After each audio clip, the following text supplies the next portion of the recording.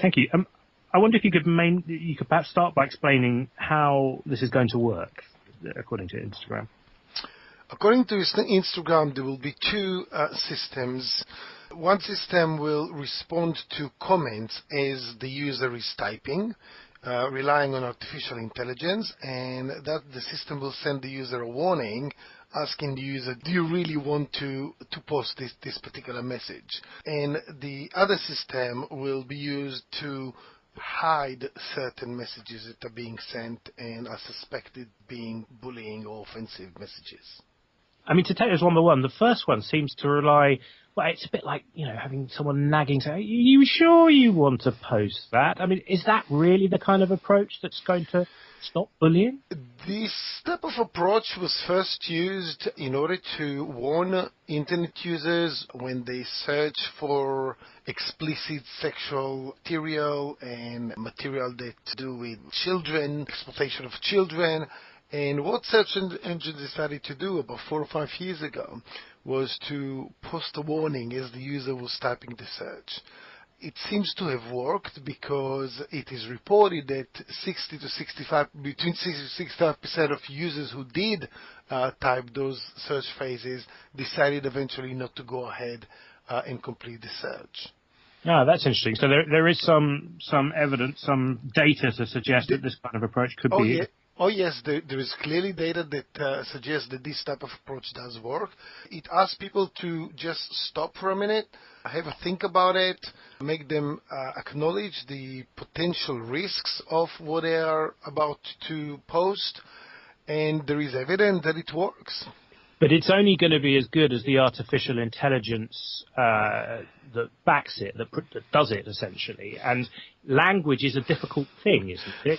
Slang changes, words change, the meanings of words change. Of course it is, and there are going to be circumstances where people will be typing something which is quite innocent or just having a banter with a friend where those type of comments might be totally acceptable, and the system might be warning them that what they are about to post is either offensive or could potentially be blocked.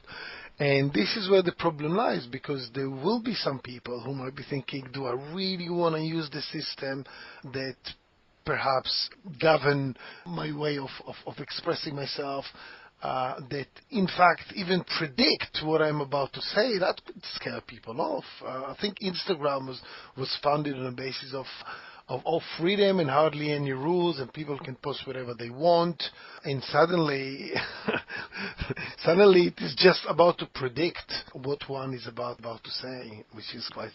Yeah. Sorry to cut across you. That's extremely interesting, isn't it? Because, I mean, if we are seeing, as you suggest, that perhaps a fundamental change in the way Instagram operates, I mean, that could have big repercussions, even commercially, for Instagram, for Facebook, which owns it. Yes, and needless to say that if this trial is successful, then it will be, of course, extended to Facebook as well. But I think that this is not something that Facebook or Instagram is doing because they really want to restrict their own platform or genuinely want to protect users. Perhaps they do. But the reality is that they have been warned that there are going to be government regulations introduced unless they take a drastic approach to be seen that they are protecting the users of the services. So I think that this is an attempt by Instagram, by Facebook, to keep government away from regulating the services. They want to keep their autonomy, they want to keep their independence, and this is really something that they feel they have to do. And on the second part of it, this idea of restrict, I think Instagram's calling it, people's posts would be visible only to the person who posts them, let's say. Doesn't that rely on the person who has the Instagram account being prepared to essentially restrict someone, to block a lot of their content? And that's difficult, particularly maybe for young people who might know the person involved. It's quite a difficult thing to do. Interestingly, this is something that is following a feature that was introduced by Twitter only a couple of weeks ago, when Twitter started to hide certain posts that Twitter is considered to be offensive, particularly politically offensive.